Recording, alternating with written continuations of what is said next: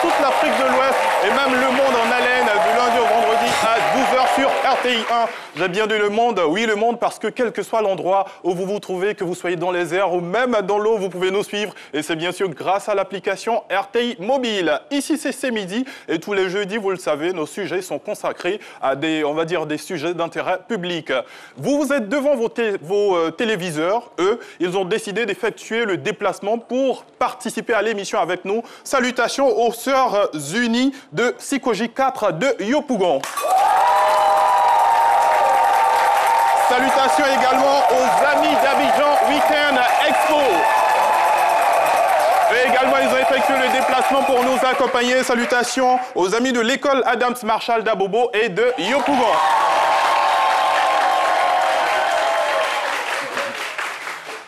Alors, vous le savez, à ce midi, on aime bien les surprises et aujourd'hui, on a décidé de faire un petit festival, voilà, avant un grand festival qui aura lieu dans les prochains jours. Et donc, si toute l'équipe est prête, on y va maintenant.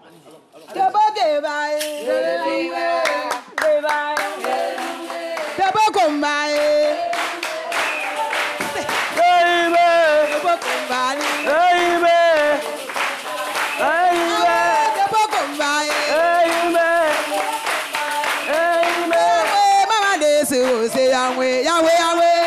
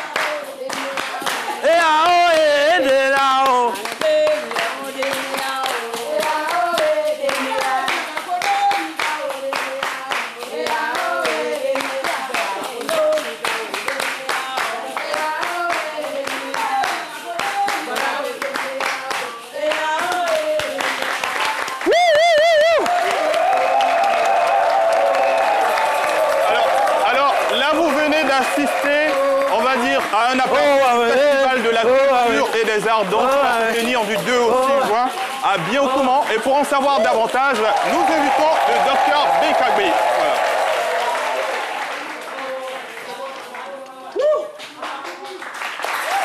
Apparemment, docteur Philo, vous avez décidé de faire partie du peuple dedans aujourd'hui. Non, mais police, il faut le dire, c'est très important de faire un comeback, c'est très important d'aller nous ressourcer. Et la région des montagnes, c'est ma région. Et j'étais très heureux de participer à cette danse. Et puis, ça fait plaisir de se ragaillardir, hein, coutumièrement. Non, mais c'est important. On est dans Bitial, on est perdu, mais parfois, il faut aller au village, connaître les bonnes choses. Et moi, j'ai beaucoup de secrets aujourd'hui. En tout cas, on est content de vous avoir. Bonjour, docteur Philo. Alors, docteur Bekagbe, bonjour. Bonjour. Alors, nous allons parler du Festival de la culture et des arts. Donc, qu'est-ce que c'est exactement? Le Festival de la culture et des arts dans FECADAN, c'est un festival régional, un festival national qui se fait pour promouvoir tout ce qui est culture dans et tout ce qui est site touristique de la région de Tokbi. On sait tous que la région de Tokbi regorge de beaucoup de sites touristiques. et beaucoup d'effets culturels. Donc ce festival-là vient depuis 2015 pour faire la promotion de tout ce qui est culture au niveau de la région de Tongui. D'accord, vous allez parler de culture et tout à l'heure on a eu un aperçu du festival et c'était la danse Kokongtan, c'est bien ça? Si, c'est Kontan. Kontan, autant qui est pour moi. une danse des femmes, D'accord. de nos mères, une danse sacrée à la base, mais qui sert aussi de danse de réjouissance. D'accord, merci bien. Alors, je rappelle que le Festival de la culture et des arts d'An va se tenir du 2 au 6 juin 2021. C'est à Biancoumans. Et soyez-en sûrs, nous y serons. Merci bien, Dr Benkabé. Merci beaucoup. Merci. Alors, je le disais en introduction, cette émission, tous les jeudis, nous parlons de sujets d'intérêt public. Et aujourd'hui, nous allons faire immersion dans le monde des technologies de l'information et de la communication. Pour en savoir davantage, je vous propose une reconstitution des faits avec ce commentaire rédigé par Adji Raymond et lu par Nafi Touri. Tout est parti d'un post banal sur Facebook pour avoir relayé des propos jetant le doute dans l'opinion publique sur l'authenticité de la dépouille de la star du coupé-décalé DJ Arafat. Diana Blé-Véronique tombe dans le collimateur de la justice qui l'accuse de diffusion de fausses nouvelles. Objet d'un avis de recherche, elle se rend de son propre chef dans les locaux de la police judiciaire, accompagnée de ses proches. Écrouée à la maison d'arrêt et de correction d'Abidjan-Maka du 20 septembre au 30 octobre 2019, la mésaventure qu'elle a vécue lui confère aujourd'hui l'expérience nécessaire pour sensibiliser sur l'usage judicieux des réseaux sociaux. Diana Blé est sur le plateau de C'est Midi pour son témoignage avec Paulus Agathon. Alors, le thème du jour, Diana Blé, mon poste maladroit sur la profanation de la tombe de DJ Arafat m'a conduit en prison. C'est de cela qu'il s'agira aujourd'hui et pour en parler, nous recevons bien sûr Diana Blé, qui est responsable commercial et marketing dans une société de la place. Bonjour Diana. Bonjour. Merci d'être à C'est Midi avec nous. Merci à vous. Alors, vous n'êtes pas seul, vous êtes accompagné de Maître Sarr Abdou Abbas. Il est avocat à la Cour d'appel d'Abidjan, consultant en droit des technologies de l'information et de la communication. Bonjour, Maître. Bonjour. Voilà. Alors, Diana, nous avons eu un aperçu, sinon on va dire un résumé de ce qui s'est passé. Maintenant, on va essayer de comprendre en détail comment tout cela a démarré. Apparemment, vous êtes une Chinoise. Naturellement. D'accord. Et donc, en tant que Chinoise, vous avez voulu participer, on va dire, au partage de l'information relative à la vie de votre artiste, sinon aux obsèques de votre artiste. Comment ça s'est passé concrètement? Bon, on va dire que, comme tout le monde, j'étais un peu remontée. Voilà, en fait, ce sont les émotions, en fait, qui sont à la base. Avant, j'ai suivi, en fait, la veillée, mais pas comme tout le monde, à la maison. Et l'enterrement, je pense, entre 5h, 6h et 7h du matin. Et après l'enterrement et tout ça, il y a eu les incidents, en fait. Ce que j'ai fait, ce que je ne devrais pas, c'était commenter ou bien juger presque. Voilà, les événements qui se sont produits. Mais pas seulement les événements. J'ai commis plutôt l'erreur de juger je veux dire, j'avais jugé que les organisateurs, en fait, des funérailles, voilà, ils avaient commis quelques erreurs, en fait. Et c'était quoi ce jugement? Je m'étais dit tout bonnement, voilà, qu'il fallait que Arafat, le Yoro, en tant que c'est pas une personne banale, enfin, voilà. Donc je me dis, mes parents, en fait, au Ghana, ce qu'on fait, quand il y a une personnalité, une personne, mais vraiment influente, influente, surtout ça, influente, il y a possibilité d'exposer. On fait ça avec des pagnes traditionnelles, de l'or et tout ça, des parures, en fait. Donc, je défendais, voilà, mon opinion. Voilà, et puis après, avec les personnes avec qui je discutais, des personnes surtout que je ne connais pas, personnellement. Voilà. D'accord. Là, votre opinion, c'était qu'on fasse un peu comme au Ghana, mais... voilà. Donc, je disais... Est-ce que ça aurait pu s'appliquer? Ça aurait pu, mais il y allait de la volonté des organisateurs, en fait. Je me dis qu'ils auraient pu penser à ça. Ils ne l'ont pas fait. Ils ont fait une erreur. Et puis après, j'ai jugé comment dire ça. C'était quoi l'intérêt, en fait? L'intérêt de... L'intérêt, c'était de permettre à mes collègues fans, c'est-à-dire que qui étaient aux Chinois, qui étaient aussi sous l'émotion, en fait, de pouvoir...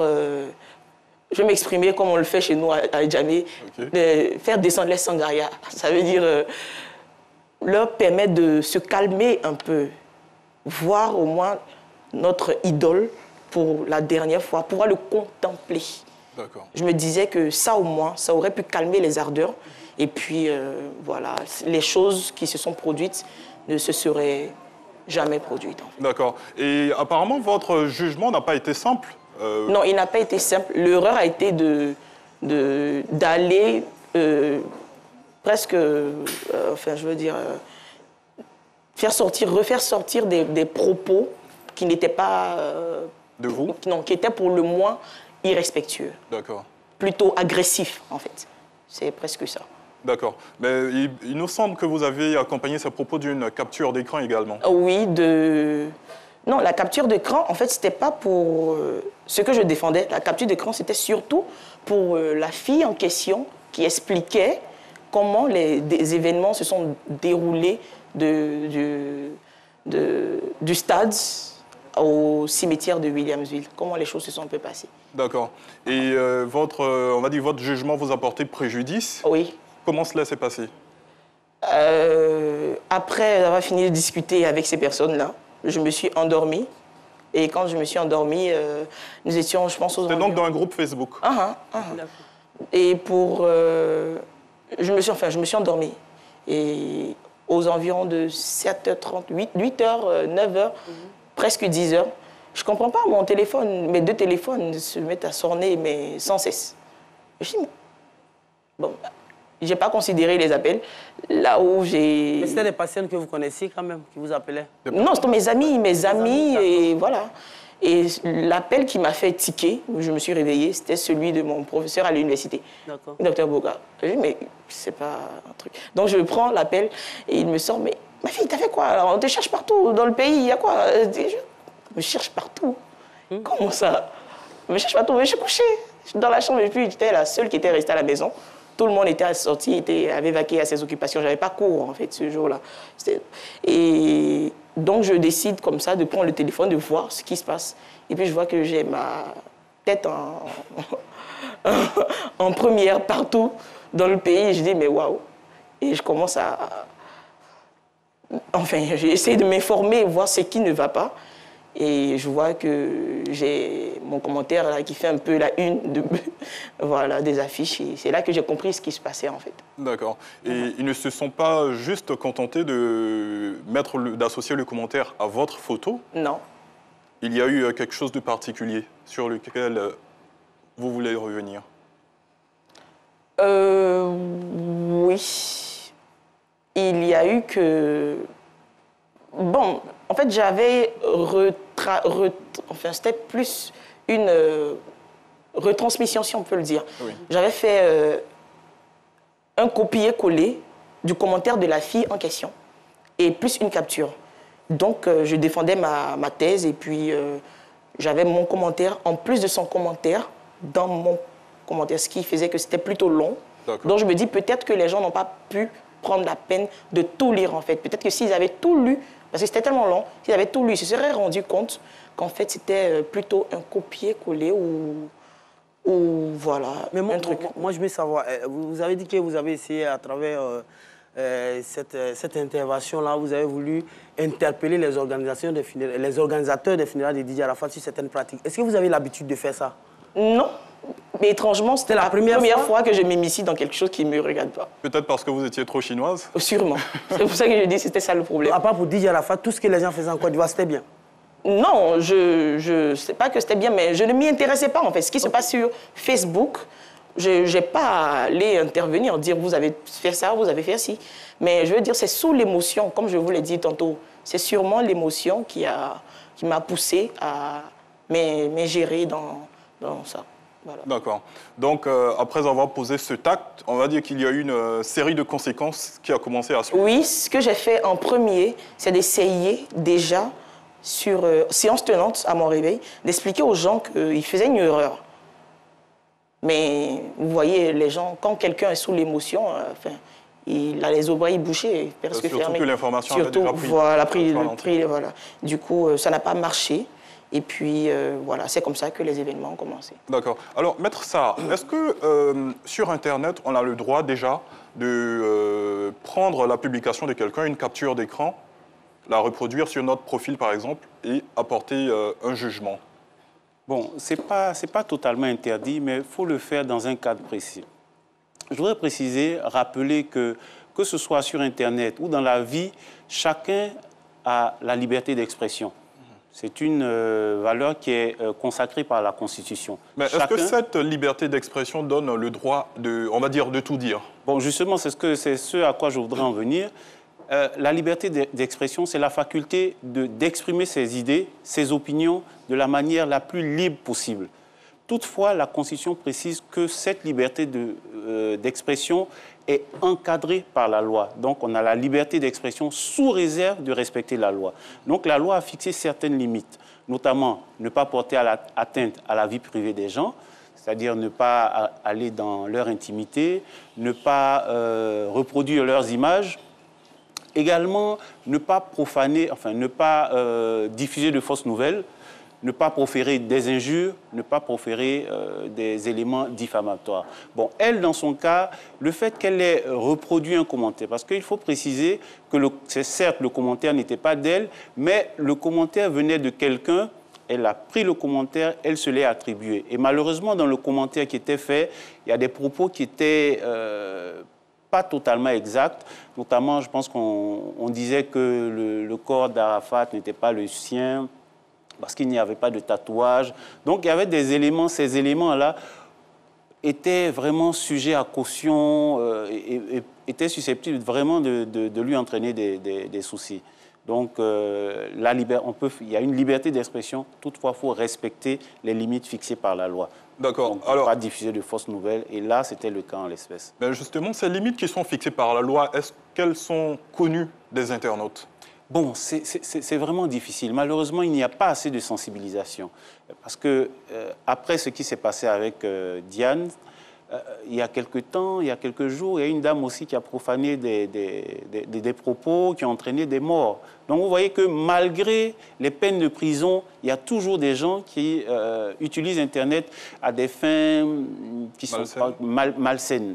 Et l'explication que je pourrais donner, c'est que d'abord, il y a une dizaine d'années, on n'avait pas autant de public. Autant de public, quand on avait une information à diffuser. Imaginez ce qu'elle a dit s'agissant des Nigériens. Si ça s'était passé il y a 10 ans, ça se serait passé peut-être dans un Baka, c'est peut-être 10 personnes qui allaient entendre. Et l'affaire dont vous faites mention, c'est celle relative à la dame qui dernièrement a publié une vidéo sur les réseaux sociaux, oui, qui a entraîné, on va dire, une série d'événements malheureux des populations locales vis-à-vis des populations étrangères. Oui, oui. Donc, comme je disais, il y a 10 ans, ces propos-là auraient été tenus dans un bus, dans un Baka, la cible est limitée. Dans le Baka, dans le bus, il y a au maximum 50 personnes.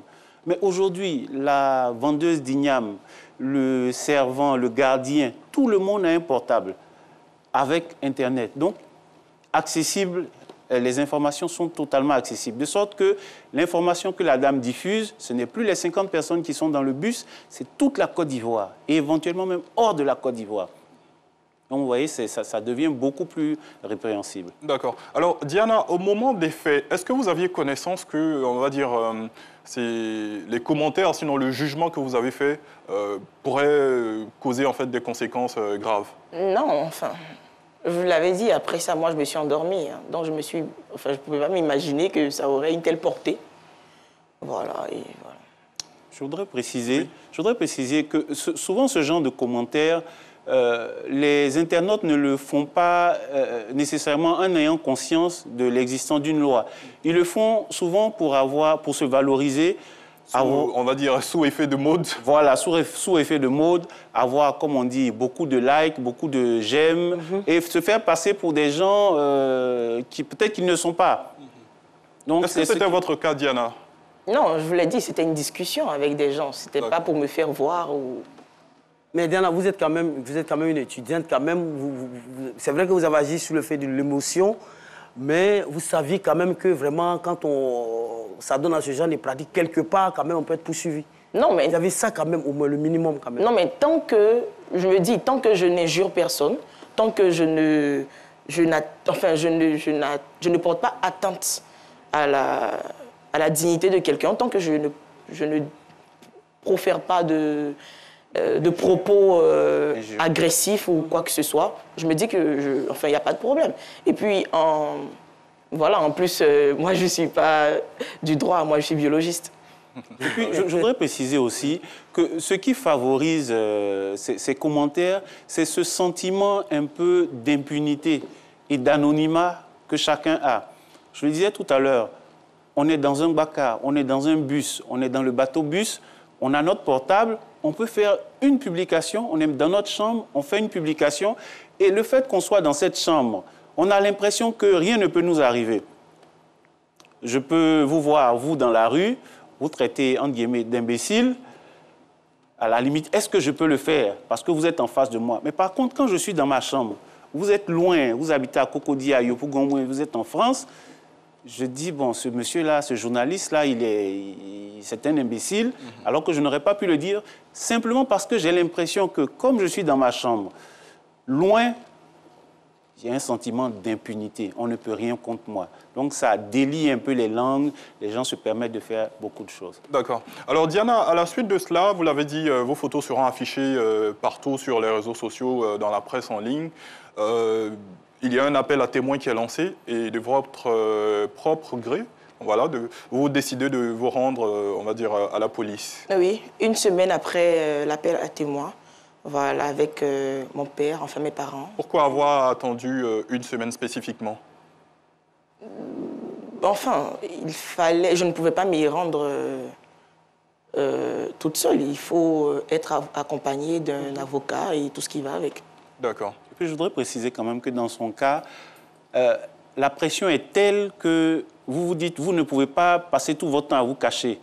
À un moment ou un autre, il va falloir se rendre à la police. À défaut, c'est la police même qui va venir vers nous, nous attraper, on ne sait pas dans quelles conditions, peut-être avec de la violence et tout ça. Et donc, je pense que c'est ce qui a favorisé le fait qu'elle-même se rende à la police.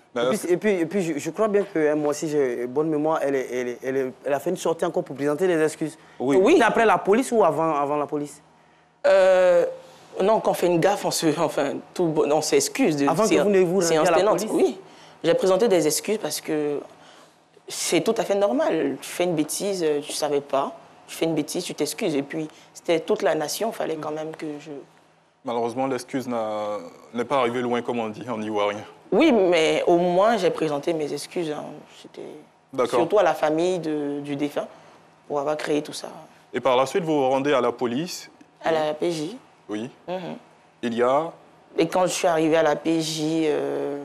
avec le commissaire Hello. Bon, il y a eu l'interrogatoire et puis j'ai donné le même témoignage, celui que je vous ai donné tout à l'heure. Et après, mon avocat a demandé à ce qu'on... Il a plaidé, si je peux le dire ainsi, et puis après ils ont retracé le téléphone avec lequel j'ai eu à faire... les publications. Voilà, les publications. Et effectivement, j'étais... L'appareil a montré que j'étais effectivement là où j'avais dit que j'étais, dans la rue F23, qui est la rue de là où je vis, avec ma mère. Donc, effectivement, je n'avais pas bougé de là.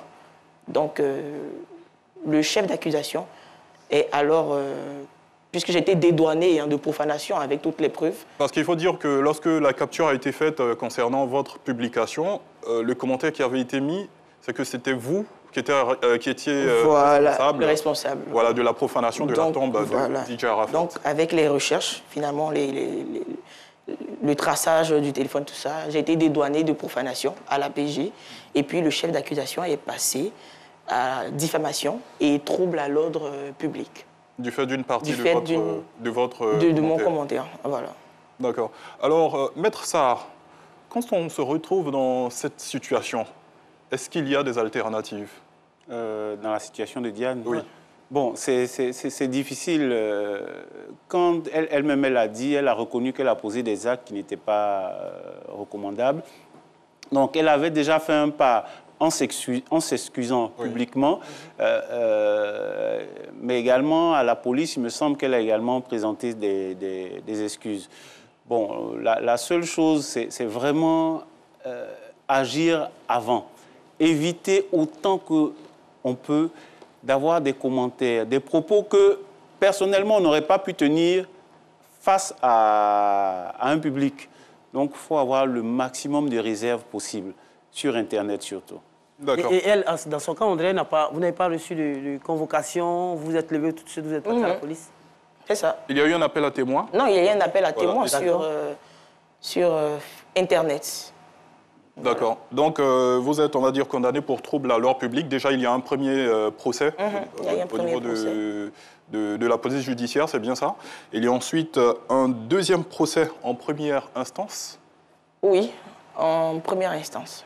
C'était une semaine plus tard, après la police judiciaire, c'est ça? Oui. Non, c'était une semaine après, après que je sois déféré à la MAGA. D'accord. Et donc, vous êtes condamné à 12 mois de prison. C'est ça. Et votre avocat fait appel? Et oui, 12 mois de prison et 500 000 francs d'amende. D'accord. Maître Sarr, est-ce que pour toutes les infractions commises sur Internet, dans son cas, le délit qui a été retenu, c'était trouble à l'ordre public? Oui. Quelles sont, on va dire, les périodes auxquelles peut valer une condamnation? Parce qu'elle a été condamnée à 12 ans. À 12 mois, oui. 12 mois, pardon. Voilà. Bon, les peines vont de 5 ans à 10 ans, quand les faits sont particulièrement graves. Dans son cas, les faits étaient assez graves. Et regardez l'événement dont on parlait tout à l'heure, la dame qui a tenu des propos qui ont entraîné des morts et la répression des citoyens d'un pays. Elle a été condamnée à 5 ans de prison.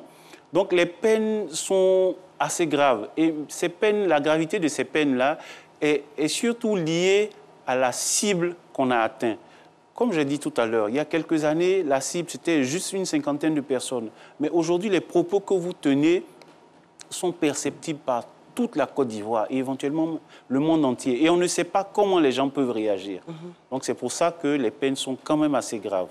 On essaie autant que l'on peut de sensibiliser les uns et les autres par des conférences, des séminaires. Le procureur de la République du tribunal d'Abidjan fait de temps en temps des communiqués. Quand il y a des faits, il essaie de sensibiliser les gens, amener les internautes à beaucoup de réserves dans l'utilisation des réseaux sociaux. Donc, je pense que ça, c'est déjà bon. Et ces peines-là sont de 10 ans, mais ce qu'on pourrait faire également, je pense que j'anticipe peut-être une de vos questions, c'est au niveau de la sensibilisation. Au niveau de la sensibilisation, aujourd'hui, on dit nul n'est censé ignorer la loi. Mais malgré ça, ces faits se reproduisent. Ce que moi je proposerais, on pourrait commencer la sensibilisation même au primaire. Aujourd'hui, on a nos mamans qui sont là, j'ai mes jeunes frères qui sont là. Parce qu'il faut dire que même les enfants utilisent les réseaux sociaux. Justement, c'est ce que je voulais dire. Tous, on a un portable, on téléphone, de temps en temps, on regarde un peu Internet, mais ceux qui sont le plus souvent sur Internet, ce sont nos enfants, nos jeunes. Il y a une étude qui a montré que sur 1 heure qu'on passe sur un téléphone, il y a 43 minutes qui sont consacrées aux réseaux sociaux. 43 minutes. Le reste, on prend pour téléphoner, jouer, mais 43 minutes. Donc, la sensibilisation serait à l'endroit des jeunes. On pourrait instaurer des cours d'utilisation des réseaux sociaux, même au primaire, au secondaire. Aujourd'hui, on fait de l'informatique. C'est bien beau. Comment allumer un ordinateur, mais comment fonctionne un réseau social? Qu'est-ce qu'on peut dire sur Internet? Qu'est-ce qu'on ne peut pas dire dans un groupe WhatsApp? Qu'est-ce qu'on peut dire sur Twitter? Qu'est-ce qu'on ne peut pas dire? Donc ça, vraiment, je pense que ce serait quelque chose d'intéressant. À ce jour, il y a des initiatives pour prévenir ces conséquences-là? Oui, les initiatives, elles existent. Au niveau de l'Agence de régulation des télécommunications, la RTCI, oui. Il y a une cellule qui s'occupe de la sensibilisation à la cybercriminalité. On a également la police scientifique qui régulièrement fait des publications sur Face lorsqu'il y a des faits, lorsqu'il y a des personnes qui sont interpellées. la police fait des publications, mais également au niveau de l'ordre des avocats, on essaie régulièrement de faire des formations, des sensibilisations à l'attention non seulement des avocats, mais également de tous les Ivoiriens. Mais je pense que si j'étais professeur, je dirais peut mieux faire. On peut encore faire. Aujourd'hui, on a des émissions de sensibilisation à la RTI sur la Covid. On peut faire des émissions de sensibilisation sur l'utilisation des réseaux sociaux. Soyez rassurés, il y a des émissions. Le groupe RTI, ce n'est pas que la télé. Il y a la télé, il y a la radio, il y a des magazines technologiques qui sensibilisent dans ce sens. Donc, on va dire que nous, déjà, à notre niveau, on essaie, comme on peut, de faire le boulot à ce niveau-là. Alors, Diana, après le 3e procès, on va dire celui en cours d'appel, votre peine qui était à 12 ans, 12 mois. 12, je ne sais pas pourquoi je l'ai pensé. Bon, à cette allure, c'est moi qui risque de prendre cette peine. La peine est allégée. Qu'est-ce qui se passe concrètement? Ça a commencé en première instance. Voilà. En première instance, déjà, mes avocats, puisque je dois préciser, il y a un avocat qui s'était porté volontaire pour vous accompagner. Voilà, parce qu'il m'a dit qu'il était convaincu que j'étais innocente. Voilà. Et il avait déjà dit, à la PJ, que c'était, il ne trouvait pas ça vraiment juste qu'on soutienne qu'un commentaire qui a été fait à 8 heures ait créé des incidents à 6 heures du matin. Même si c'est vrai que j'ai mal agi, mais au moins, les heures, le commentaire a été fait à 8 heures du matin, presque, il ne peut pas avoir créé des événements à 6 heures du matin. Donc, elle a mal agi, on peut lui donner une amende au moins, et voilà, une punition, une amende, pour qu'elle retienne qu'on n'agit pas de la sorte. Oui, mais pas la condamner pour visiblement quelque chose qu'elle n'a pas causé. Donc, en fin de compte, vous faites moins de 2 ans, moins de 2 mois en prison. Donc, en cours d'appel, voilà, le juge a déclaré, bon, pour cette thèse-là, il était bien d'accord. Et donc, il a allégé, il m'a donné toujours les 500 000 francs d'amende, voilà, mais 2 mois de prison et pour le reste des 1 an avec sursis. Et puisque j'avais déjà, passé presque 2 mois, donc séance tenante, j'ai été libérée. D'accord. Votre histoire est bien intéressante. On a envie d'en savoir davantage. On va souffler un coup, le temps de permettre à d'autres téléspectateurs de venir également devant leur téléviseur et on se retrouve tout à l'heure. Alors, vous suivez ce midi et le thème de l'émission de ce jour est ainsi libellé. Diana Blé, mon poste maladroit sur la tombe de DJ Rafat m'a conduit en prison. La Côte d'Ivoire, il faut le dire, c'est 40 millions d'abonnés à la téléphonie mobile, 18,4 millions d'utilisateurs d'Internet, 5,9 millions d'utilisateurs des réseaux sociaux et 4,5 millions d'utilisateurs de Facebook. Et chers amis, malheureusement, si vous n'y prenez garde, les comportements que vous avez sur les réseaux sociaux peuvent vous conduire en prison. Attention aux conséquences. Alors Diana, vous avez eu la chance d'un allègement de peine qui est passé de 12 mois à, on va dire, à 2 mois. Voilà. Mais vu que vous aviez déjà séjourné en prison, ça a été très court. Juste après le procès, vous êtes sorti directement? Directement. Mais moi, je pense qu'on aurait dû peut-être là, si je vais m'adresser au maître, je vais dire, elle, pour quelqu'un qui fait un commentaire à 8 heures et les événements sont déroulés à 6 heures, normalement, elle est innocente. Oui. Mais pourquoi elle part en prison? Bon, je pense que ce que vous dites est tout à fait exact. Je n'ai peut-être pas la totalité des faits, mais de ce que je sais, les funérailles de l'enterrement s'est déroulé aux alentours de 6 heures du matin. Et elle a publié un commentaire relatif à ces funérailles-là qui ont entraîné, selon le procureur de la République, des troubles à l'ordre public. Bon, malheureusement, c'est pas possible. Logiquement, les funérailles se sont déroulées à une certaine heure. Le commentaire était postérieur. Mais je pense que, comme elle a dit, on voulait peut-être la prendre comme exemple. Dire que bon, la publication d'informations qui sont susceptibles de troubler l'ordre public est répréhensible, cette publication-là. D'accord. Donc, elle a été libérée avec sursis. Vous avez tout à l'heure mentionné le procureur de la République, Maître Ado Richard, parce qu'il faut le dire, vous étiez poursuivi par l'État de Côte d'Ivoire pour trouble à l'ordre public.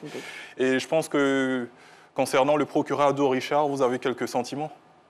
Oui. Quels sont-ils?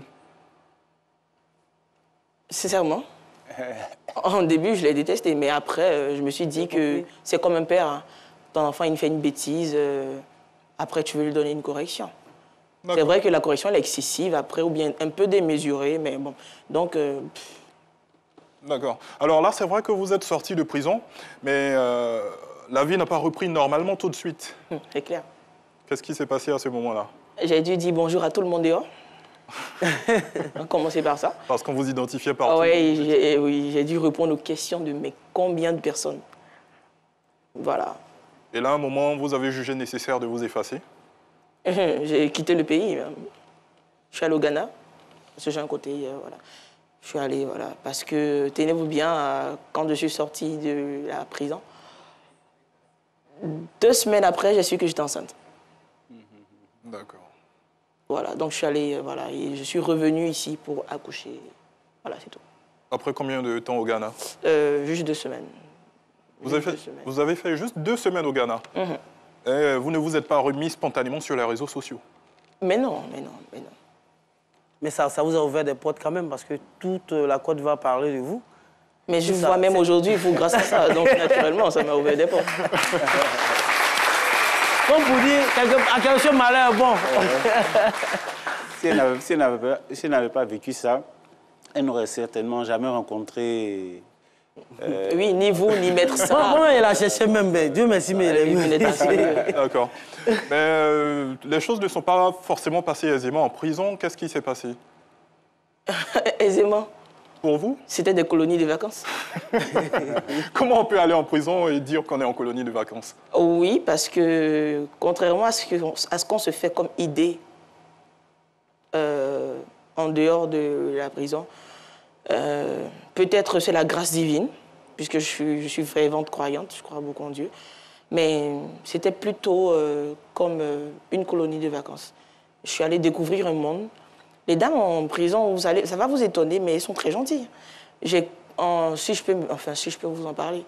Et quand je suis arrivée, quand j'étais déférée, il était de la PJ à la MACA, il était presque 22 h quand j'ai été déférée. Quand je suis arrivée, toutes les cellules étaient déjà fermées. Donc, je suis allée directement, la chef des gardes, on l'appelle affectueusement Maman Bini. Elle m'a installée dans la cellule 11. Voilà, quand je suis entrée, tout le monde m'attendait, croyez-moi, tout le monde m'attendait à la MACA. Vous inquiétez pas, ils ont des télés là-bas. Tout le monde m'attendait, tout le monde savait que je venais. Voilà, parce que les gens avaient pris vent de l'histoire même là-bas. Mais ça s'est bien passé quand même. Une semaine après, moi, elles m'ont dit, toi, quand on a su que tu venais ici, on s'est dit, quand tu viens, on te fait la peau. Mais quand on t'a vu le lendemain dans la journée, on s'est dit une chose, on est sûr que c'était pas toi. Docteur Philo, on comprend maintenant pourquoi elle dit que c'était une colonie de vacances. Ouais. Vous avez certainement un cri de cœur concernant la prison. J'en ai un très gros. Les dames, elles réussissent à s'en sortir là-bas parce qu'elles sont solidaires. Elles s'entraident. Celle qui m'avait pris sous son aile là-bas, je l'appelle affectueusement Maman Félix. Je continue de lui rendre visite, tout ça. Et il y avait Maman Tata. En fait, il y a beaucoup de dames vraiment très gentilles et qui sont là-bas pour des raisons assez... je peux m'exprimer ici pour le moins minime, ou bien qui ne nécessitent pas forcément qu'elles soient... là, on peut leur donner une amende et puis voilà. Selon vous? Selon moi. Surtout selon moi. Mais ce qui m'a choquée, et je continue même d'en faire des cauchemars, c'est de voir des gamines de 8 ans là-bas. Pour des bêtises, croyez-moi. Oui, parce que je demandais, il y a une petite là qu'on appelait affectueusement la gamine. Non, la mineure plutôt. Une gamine de 8 ans. Je me dis, mais je fais quoi là? Comme ça, et elle me dit, vous savez pourquoi elle est là? Parce qu'elle a volé 3 000 francs. Et ça vous a marqué énormément? Ça ne m'a pas marqué, ça m'a fondu le cœur. Mais il n'y avait pas que ça. Il y a un bébé dont je prends toujours les nouvelles jusque maintenant. J'étais en prison, il y a une dame qui a accouché là-bas. Ça, je n'ai pas supporté. Et jusqu'aujourd'hui. Donc je me suis dit que si jamais je sors de là, il faut que je travaille, il faut que je gagne beaucoup d'argent, mais pour que ce genre de truc-là, ça n'arrive pas. C'est un combat noble, nous le saluons. Alors, les infractions commises sur Internet, Metsar, vous convenez avec moi, ce n'est pas qu'en Côte d'Ivoire. Tout cela est regroupé sous le terme de la cybercriminalité. Je vous propose de faire un état des lieux, on va dire, de ces aspects dans le monde. L'enquête digitale. Paulus Agathon. Dans le monde, on a environ 60% de la population mondiale qui utilise Internet et près de 54% les réseaux sociaux. Et si Internet en général et les réseaux sociaux en particulier offrent aujourd'hui une grande liberté d'expression, ils présentent en revanche, comme nous l'avons déjà mentionné, certains risques qui échappent la plupart du temps aux usagers d'Internet. Ainsi, ces outils qui étaient initialement prévus pour faciliter les rapports entre individus sont donc détournés de leur finalité, essentiellement par la jeunesse qui l'utilise à tort ou à travers par effet de mode, ignorant que certains actes sont constitutifs d'infractions et donc entraînent des sanctions. Le top 3 de ces infractions en 2019 était constitué essentiellement de fraude sur les transactions électroniques, utilisation frauduleuse d'éléments d'identification des personnes physiques, publication d'images à caractère sexuel. Et selon le dernier rapport de l'entreprise de sécurité Norton, le coût mondial de la cybercriminalité, qui recense les infractions commises sur Internet en 2010, était estimé à 388 milliards de dollars. Je n'ose pas faire la conversion en francs CFA. En France, la cybercriminalité aurait fait 9,4 millions de victimes en 2010. Et donc, face à cette croissance et ces chiffres alarmants, des initiatives sont nées au niveau mondial et local, notamment des organismes qui sensibilisent sur les dangers des mauvais usages d'Internet, mais également des organismes de répression. On peut citer au niveau américain et international Interpol ou au niveau européen Europol, l'agence qui œuvre en faveur de la lutte contre la cybercriminalité. En France, on peut citer l'Agence nationale de la sécurité des systèmes d'information, qui est l'autorité nationale chargée d'accompagner et de sécuriser le développement du numérique. Au Congo, on a même une loi, la loi numéro 27-2020 du 5 juin 2020, portant lutte contre la cybercriminalité, qui définit les cadres légaux de ces infractions commises sur Internet. En Côte d'Ivoire, Maître Sarr le disait, l'autorité de régulation des télécommunications de Côte d'Ivoire s'est dotée en juin 2009 d'un organe dénommé le CICERT, qui a pour but de lutter contre les incidents informatiques et cyberattaques. Puis il y a eu pour la répression de ces infractions commises sur Internet la plateforme de lutte contre la cybercriminalité, PLCC, qui est le fruit de l'accord de partenariat signé en 2011 et actualisé le 27 janvier 2014 entre la Direction générale de la police et la RTCI. Notons également qu'il y a la police scientifique qui œuvre dans ce sens. En termes de chiffres, on note au titre de l'année 2019 4 505 affaires ou plaintes qui ont été traitées par la PLCC contre un préjudice financier estimé à 4 919 102 133 francs CFA. Et pour terminer, il y a eu également des ateliers de formation et de sensibilisation sur les dangers liés à la mauvaise utilisation d'Internet à destination du grand public. Ces actions ont également été menées par l'Association des usagers d'Internet en Côte d'Ivoire. Alors, Docteur Philo, je pense que quand vous entendez tous ces titres, quand vous écoutez l'histoire de Diana et ces nombreuses infractions qui sont commises sur Internet, vous avez envie de piquer de nombreuses personnes. Il faut que les uns et les autres se résistissent. Alors, jingle, c'est parti, on va piquer et ça va faire mal. La piqûre de Docteur Philo. Qu'est-ce qu'il faut dire? Qu'est-ce que moi je peux dire là? Il faut piquer la jeunesse, il faut piquer nos autorités, parce qu'il faut accentuer la sensibilisation. C'est clair, Maître l'a dit tout à l'heure, depuis le CPR. Aujourd'hui, nos enfants, excusez-moi, nos enfants aujourd'hui, il y a 3 ans, 2 ans, mais ils ont déjà tablette. C'est-à-dire, ils sont déjà... Moi, ma fille, moi, je ne donne pas de tablette à mon enfant. Moi, je lui donne un petit masque pour dire que ça, là, c'est de là, tu veux faire danser le masque. Non, mais c'est vrai. C'est pourquoi j'encourage même le festival agriculture d'Anané là-dedans.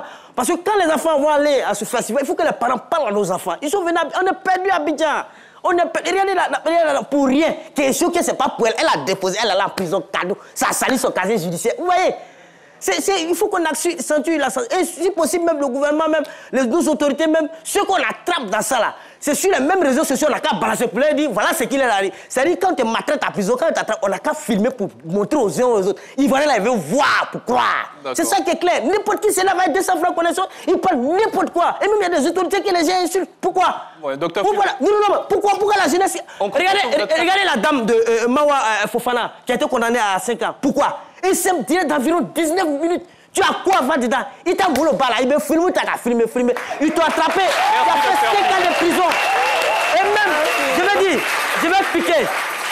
On est dans un pays de droit. C'est vrai qu'on a la démocratie et la liberté d'esprit. Il faut très attention. Et même si réellement cette vidéo des Aoussa là, et si réellement, même si c'était les Ivoiriens qui étaient malmenés, Vous avez quel droit de vous lever, aller attaquer les autres? Non, on a un gouvernement qui est là, on a un État qui est là, qui peut donner des instructions. Vous ne pouvez pas vous lever et massacrer certaines tranches de la population. Nous sommes un peuple hospitalier. On peut avoir de l'eau. Il faut que les Ivoiriens se ressaisissent. Il faut que la jeunesse se ressaisisse. C'est ce que le message que vous apporter. Alors, Diana, il faut parler à nos enfants. D'accord. Diana, qu'est-ce que vous retenez de toute cette histoire et quel est le conseil que vous avez envie de lancer aux jeunes internautes? Oui, déjà, il faut faire attention à ce qu'on fait. D'accord. Voilà, un message bref. Oui, il faut faire attention à ce qu'on fait et c'est vrai, on n'est pas forcément de mauvaises intentions. Voilà, j'avais pas l'intention de créer tout ça, mais vraiment, ça a créé. Donc, il faut vraiment faire attention à ce qu'on fait. D'accord. Je pense que ces propos sont soutenus par Maître Oui, Sarr. pour moi, je pense qu'il faut continuer la répression, mais surtout accentuer la sensibilisation. Comme Dr Philo l'a dit, sensibilisation même au niveau du primaire pour amener les enfants à connaître non seulement leurs droits, mais qu'est-ce qu'on peut faire et qu'est-ce qu'on ne peut pas faire sur les réseaux sociaux. D'accord, merci Maître Sarr. Merci à vous tous qui avez suivi cette émission et soyez prudents sur Internet. Je rappelle que nous avions dans le public les Sœurs Unies de Sikoji 4 qui sont venues aujourd'hui en prélude à la fête des mères qui aura lieu dans leur quartier. Nous avons également les amis d'Abidjan Weekend Expo, voilà, qui font la promotion d'une exposition vente les 29 et 30 mai au Palm Club de Cocody et bien sûr l'école Adams Marshall d'Abobo et de Yopougon. Merci à vous et faites attention à ce que vous faites sur Internet. À demain.